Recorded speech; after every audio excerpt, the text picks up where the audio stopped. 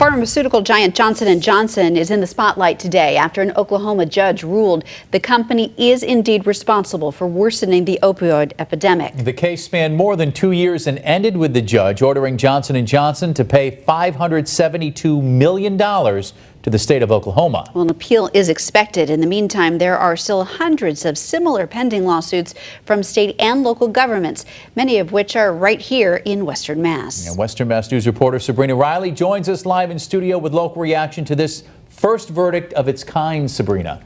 Beth and Chris, local cities have been battling these pharmaceutical companies so they can bring greater resources to people battling addiction. And the judgment out of Oklahoma is hopeful news for people I spoke with today.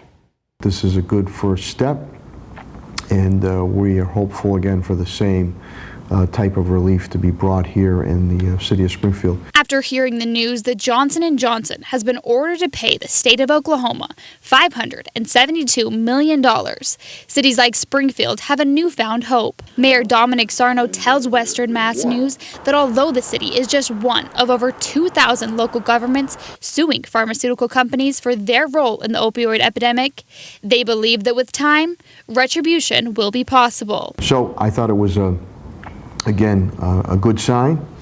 It shows that our case here in Springfield is strong, and I'm very hopeful that we receive a similar verdict so we can deal with the situation and get the proper funding and resources here for the residents. People like Laura Capabianca and Callie Baba McConnell, both recovering addicts and both using their time to serve others battling addiction. Nobody says I want to be an addict when I grow up.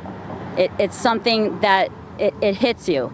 You don't strive to do it, and then you're caught up, in this addiction. I think that there are infinite pathways to recovery, and I don't care what anyone wants. They can do AA, NA, refuge recovery, Section 35. It's different for every single person, and I think that we are woefully underfunded. As an addiction recovery coach, Laura says she's seen countless people impacted by this epidemic and would like to see someone held responsible. These pharmaceutical companies, they're just out to make money, and they'll do anything they can to avoid, retribution for causing an opioid crisis. Something that Callie Baba agrees with. And even though that they've been getting fines, that's still a drop in the bucket. They included that in their budget. They made billions, and they're paying out maybe. Mayor Sarno says he thinks the process will be long and drawn out with many appeals, but he's hopeful that with time, the needed funds will come to fight this epidemic. In studio, Sabrina Riley, Western Mass News.